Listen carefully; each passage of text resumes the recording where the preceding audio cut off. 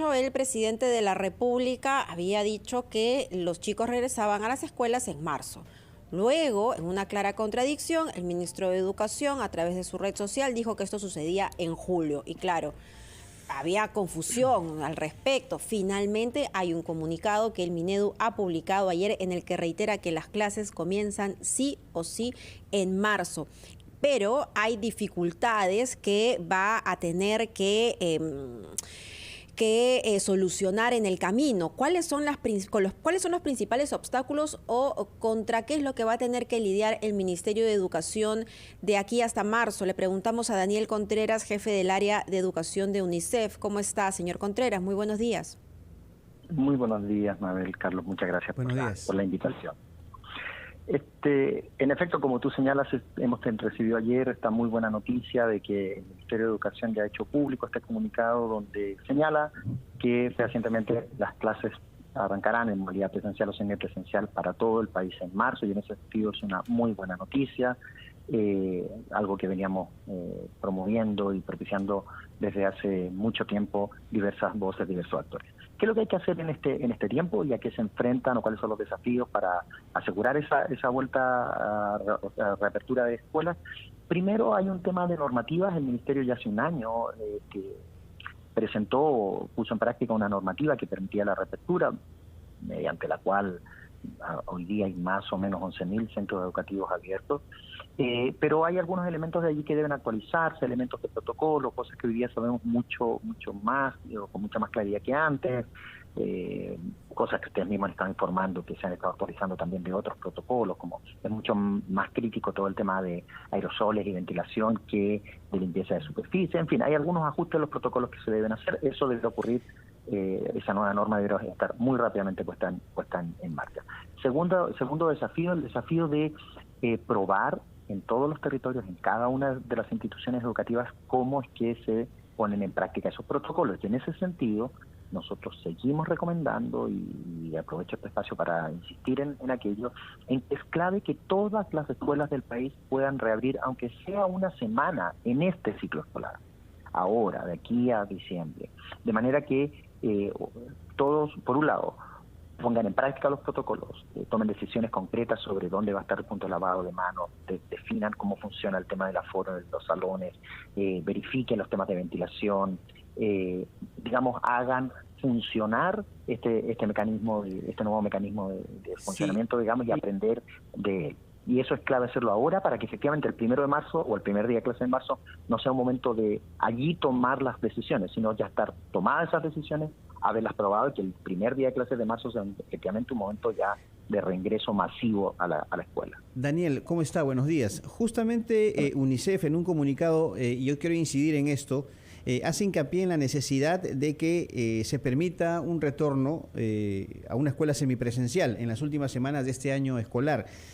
A la fecha hay cerca de 13.924 instituciones educativas abiertas, es un 12,5% del total nacional. ¿Cuál es la evaluación que ha hecho UNICEF en torno a este proceso de retorno paulatino que se ha estado desarrollando a las escuelas de manera semipresencial? ¿Está, cree usted, en un ritmo adecuado, el ritmo que es el más prudente y deseado para este objetivo hasta el momento? Un porcentaje que parecería bajo, ¿no? Sí, yo diría ahí dos cosas. Efectivamente, el primero, y es lo que está en tu pregunta y que da cuenta de lo que nosotros hemos venido promoviendo o abogando desde UNICEF hace mucho tiempo, es que el ritmo progresivo de reapertura ha sido no el que se requeriría, y en ese sentido el comunicado del Ministerio de ayer viene a cambiar las cosas, porque vamos a tener entonces en marzo al 100%. Lo primero que hay que decir es que efectivamente esta reapertura ha sido... su nivel de aceleración ha sido muy bajo. Piensa usted que a estas alturas tenemos más o menos 900 escuelas que han estado abiertas prácticamente todo el año. Y eso está muy bien, pero el país tiene más de 100.000 centros educativos, entonces sigue siendo un número relativamente menor. No obstante eso, sí hay una noticia positiva que comentar, y es importante en nuestra evaluación respecto de estas casi 12% de escuelas que han abierto, y es que siguiendo los protocolos, estas escuelas han abierto sin dificultades. No han sido, la experiencia ha demostrado, lo que ya nos ha mostrado la evidencia científica, que las escuelas no son un centro de contagio. Las escuelas han funcionado, han mantenido los protocolos, a veces en condiciones complejas, de escuelas rurales. De hecho, Daniel, el nivel de contagios ha sido bajísimo.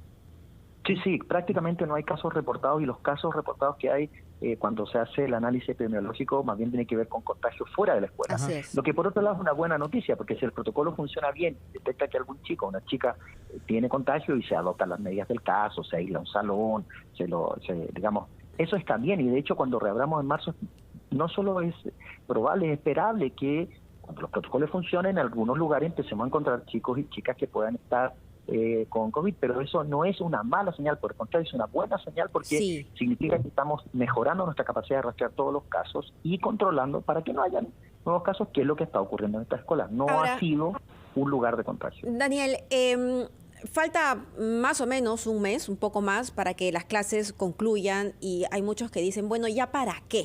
¿No? Ya abandonemos la batalla para la apertura de colegios y ya veamos a marzo del próximo año.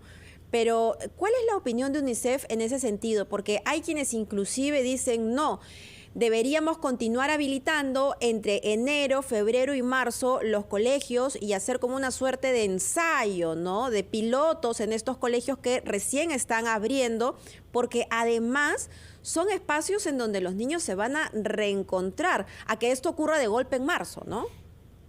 Sí, totalmente de acuerdo. En efecto, lo primero que habría que decir es que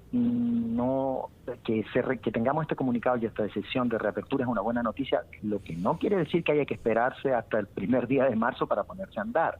Y en ese sentido, retomar ahora, abrir un par de semanas, 5 semanas, aunque sea una semana las escuelas, es beneficioso y hay que hacerlo, y en ese sentido no hay que esperar a marzo por 3 razones.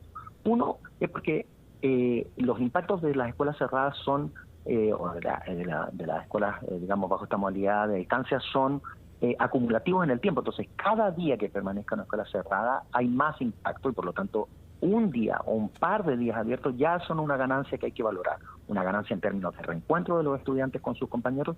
Esto no es un tema, a veces se piensa que es como un tema medio social, no, bueno, que vea a los amigos. No, el reencontrarse con los compañeros y compañeras de la escuela es también una condición que ayuda a formarse la propia personalidad, a formarse uno. En ese sentido es muy importante.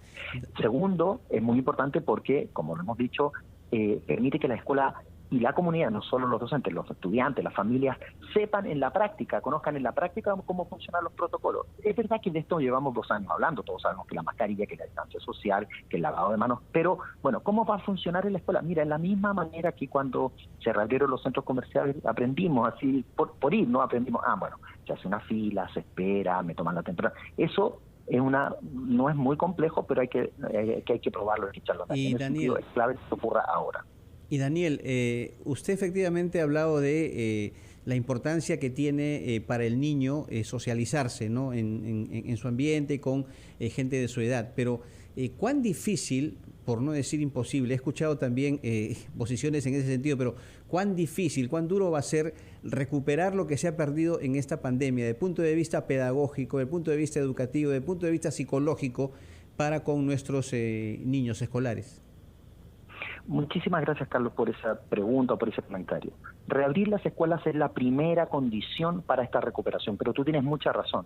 La recuperación de aprendizajes, por un lado de aprendizajes, pero también de estudiantes que puedan haber interrumpido sus trayectorias escolares y que necesitamos recuperarlos para la escuela, esa recuperación, esas 2 recuperaciones son o deben ser la tarea central, el objetivo prioritario de todo el año escolar 2022. ¿Qué necesitamos hacer? Necesitamos, 1, tener buenas evaluaciones formativas. Es necesario saber dónde, qué nivel de desarrollo de sus conocimientos y capacidades tiene cada chico y chica en el salón. No el promedio, no un diagnóstico que hagamos rápido, sino que saber bien cuánto han aprendido, cuáles son las áreas que les puede faltar cubrir, en qué nivel de desarrollo están en sus competencias respecto al currículum nacional. Segundo, tener instrumentos de instrucción, de desarrollo pedagógico para ir abordando efectivamente el desarrollo desde el punto en que están. Aquí nos vamos a encontrar con un desafío enorme y las escuelas que han estado abriendo lo señalan, ¿no? Yo puedo tener un quinto de primaria y abro mi salón de quinto de primaria, pero en efecto algunos chicos o chicas de este salón pueden tener, por ejemplo, lectura, matemáticas, competencias de segundo de primaria, porque el segundo fue el último año que hicieron presencial.